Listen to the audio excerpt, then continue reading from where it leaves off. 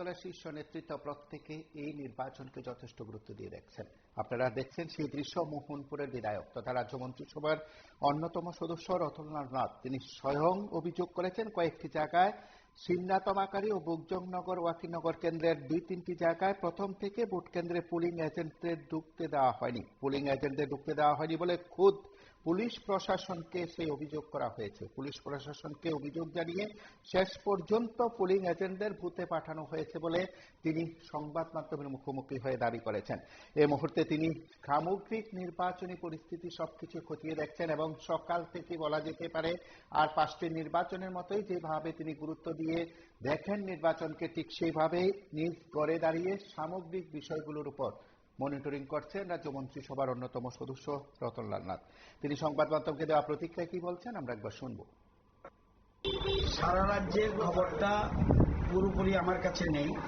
আমাদের বিজেপির কেন্দ্রীয় অফিস, আমাদের আগরতলা কেন্দ্রীয় অফিস থেকে ওরা মনিটরিং করছে, সেখান থেকে আপনার ডিটেলস পাবেন এবং সামান্য কিছু খবর পেয়েছি। তো আমি সিমনা তমাকারী এবং বুকজংনগর ওয়াকিনগর কেন্দ্র খবরটা কিছু কিছু বলতে পারবো। প্রথম দিকে কিছুটা সমস্যা হয়েছিল, কোথাও এজেন্ট ঢুকতে পারেনি। পরবর্তী সময় প্রশাসন সাহায্য করেছে, এজেন্ট ঢুকেছে। এখনো 2-1টা জায়গায় সিমনা তমাকারীতে প্রবলেম আছে, সেগুলো আমরা দেখছি, প্রশাসন সাহায্য করছি এবং ইলেকশন যে মেশিন তারা সাহায্য করছে। আর বুকজংনগর ওয়াকিনগর কেন্দ্রেও বিশেষ করে 5 নম্বর বুথ স্টেশনের মেশিন নষ্ট হয়ে গেছিল। তারপরে 32 নম্বর বুথে বুকজংনগর ওয়াকিনগর সেটাও মেশিন নষ্ট হয়ে গেছিল। 8 নম্বর বুথে মেশিন নষ্ট হয়েছিল, পরবর্তী সময় মেশিন ঠিক করে চেঞ্জ করে দেওয়া হয়েছে। তো আপাতত মেজর কোনো ঘটনা নেই। এখন মাত্র 7টা থেকে ভোট শুরু হয়েছে, তো 2.5 ঘন্টা 3 ঘন্টার মতো গেছে। এখন পর্যন্ত পরিস্থিতি কিছু বেটার আছে বলে আমার মনে হয়। যতটা যেহেতু আমি মন্ত্রী, সেই হিসাবে এডিসি এলাকায় আজকে ভোটের দিনের মনে যেহেতু ভোট নেই, আমার সেদিনও সেখানে যাওয়াটা আমার সঠিক হবে না। এই খবর এতটুকু আমি জানি। এবার ভোটটা দুটো বিষয় নিয়ে হচ্ছে। একটা হলো ডেভেলপমেন্টের পক্ষে কারা কারা থাকে এটা দেখা যাবে, আর সেন্টিমেন্টের পাওয়ার বেশি না ডেভেলপমেন্টের পাওয়ার বেশি। এই দুটো বিষয় নিয়ে আমার মনে হয় দেখার বিষয়। যদি শেষ পর্যন্ত স্বাভাবিক ভোট হয়, স্বাভাবিক ভোট যদি হয় একদম ভোট শেষ হওয়া পর্যন্ত, তাহলে আমাদের পক্ষে মানুষ রায় দেবে। যেহেতু এডিসিতে সরকার বলছে যে দখল করতে যাবেন আপনারা, মানে এডিসি এবার নতুন সরকার হবে বিজেপি, তো সরকারটা হওয়ার পর আপনাদের দিন থেকে কি থাকবে, যে প্রথম কি কাজ করা দখল যে জিনিসটা এরকম না, এটা ইন্ডিয়া বাংলাদেশ পাকিস্তান, কিন্তু দখল তো বলা যায়। ভারতীয় জনতা পার্টি আমাদের টিম রয়েছে এখানে, আপনারা জানেন 28টা সিটের মধ্যে 3টা হলো জেনারেল সিট, 3টা জেনারেল সিট, 25টা হলো এসটি সিট। সুতরাং যারাই নির্বাচিত হবে সেখানে এডিসি এলাকায় যারা নির্বাচিত প্রতিনিধি তারাই সেখানে সরকার গঠন করে। এটা আগরতলা থেকে গিয়ে দখল করা, এই জিনিসটা এইভাবে সেন্টেন্সটা হলে যদি আমি আগে বলেছি, যদি স্বাভাবিক ভোট হয় এবং কোনো রকম ভায়োলেন্স না হয়, অন্য কিছু না হয়, তাহলে বিজেপির পক্ষে মানুষ রায় দেবে, এটা আমার বিশ্বাস। যদি ভায়োলেন্স হয় তাহলে প্রকৃত জনগণের মত প্রকাশিত হয়। সেই জন্য আমি আগামী কথা বলে রাখছি। 2 নম্বর হলো,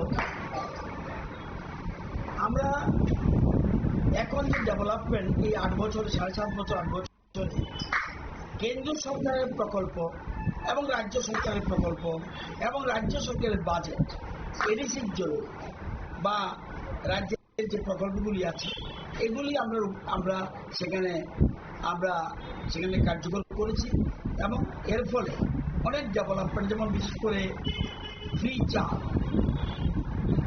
পানীয় জল, ভাতা, তারপরে প্রধানমন্ত্রী আবাস যোজনা,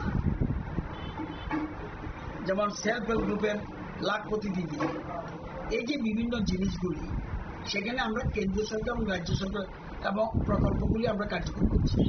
এতে এবং রাস্তাঘাট, আপনি রাস্তাঘাট গিয়ে দেখবেন, আপনি চলে যান। কোনোদিন আমি আমার এই 7 বছর 8 বছর আগে পাহাড়ি এলাকায় এত রাস্তার ডেভেলপমেন্ট অতীতে ছিল এবং কেন্দ্র সরকার এবং রাজ্য সরকার এই কাজটা করে দিয়েছে। যোগাযোগ ব্যবস্থা এত ভালো করে দিয়েছে জনজাতি এলাকা, পাহাড়ি এলাকা, এডিসি এলাকা, এটা অকল্পনীয়। তো আমাদের প্রথম কাজ হবে যদি আমরা এডিসি পাই, যদি আমাদের ভারতীয় জনতা পার্টি এখানে এডিসি সরকার গঠন করতে পারে, আমাদের কাজ হবে মানুষের সার্বিক ডেভেলপমেন্ট, তাদের অর্থনৈতিক বিকাশ, তাদের সামাজিক বিকাশ, তাদের সাংস্কৃতিক বিকাশ,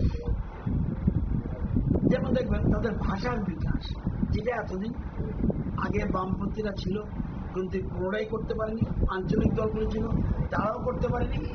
এখন এই জিনিসগুলোর উপরে অর্থনৈতিক, সামাজিক, সাংস্কৃতিক, ভাষার বিকাশ করা আমাদের মূল কর্তব্য।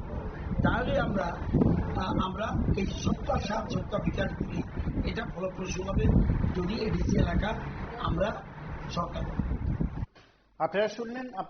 আপনারা শুনলেন সেখানে রাজ্য মন্ত্রিসভার সদস্য তথা মোহনপুরের বিধায়ক রতনলাল নাথের প্রতিক্রিয়া। তিনি বরাবরের মতন দাবি করেছেন যে এবার যদি সেখানে কোনো প্রকার অপ্রীতিকর ঘটনা ছাড়া শান্তিপূর্ণভাবে ভোট হয়, যদিও রাজ্য সরকারের অন্যতম মুখ হয়ে যদি তিনি কথা বলছেন যে রাজ্যে যদি এবারের এডিসি সাধারণ নির্বাচন সুন্দরভাবে সেখানে নির্বিঘ্নে শান্তিপূর্ণভাবে কোনো প্রকার অপ্রীতিকর ঘটনা ছাড়া সম্পন্ন হয় তাহলে বিজেপির জয় নিশ্চিত। তারপরেও এই মুহূর্তে পর্যন্ত ছোটখাটো কিছু ঘটনা বা রাজ্যের কয়েকটি জায়গায় কিছু ঘটনা, অপ্রীতিকর ঘটনা ছাড়া এই মুহূর্তে একেবারে বৃহৎ আকারে যদি বলা যায় তাহলে প্রায় শান্তিপূর্ণভাবে সেখানে ভোট গ্রহণ চলছে। সকাল থেকেই বলা যেতে পারে একেবারে ভোটের লাইনে বলা যায় সকলে দাঁড়িয়ে পড়েছেন, দীর্ঘ লাইনে দাঁড়িয়ে পড়েছেন তাদের ভোটাধিকার প্রয়োগ করার জন্য। মোহনপুর সহ বিভিন্ন জায়গায় সেখানে ভোটারদের দীর্ঘ লাইন লক্ষ্য করা গেছে। আপনারা প্রত্যেকে জানেন যে মোহনপুর বিধানসভার একটা অংশ, সিমনা বিধানসভার একটা অংশ, মান্দাই বিধানসভার একটা অংশ, বামুটিয়া বিধানসভার একটা অংশ নিয়ে সেখানে বুজ্জংনগর, ওয়াকিনগর যে নির্বাচনী কেন্দ্র রয়েছে সেই নির্বাচনী কেন্দ্র, তার পাশাপাশি মোহনপুর বিধানসভারও একটা ছোট্ট অংশ রয়েছে। সিমনা তমাকারী কেন্দ্রেরও সেখানে একটা অংশ জুড়ে আছে মোহনপুর বিধানসভার একটা অংশ। সেদিক থেকে রাজ্য মন্ত্রিসভার সদস্য রতনলাল নাথের বাড়তি দায়িত্ব রয়েছে দুই দুইটি কেন্দ্রের সেখানে নির্বাচন সংক্রান্ত বিষয়ে তিনি সেখানে অবস্থান করছেন। এবং বুজ্জংনগর, ওয়াকিনগর কেন্দ্রের বিজেপি প্রার্থী রণবীর দেববর্মা কি বলছেন সংবাদ মাধ্যমকে দেওয়া প্রতিক্রিয়ায় আমরা শুনব।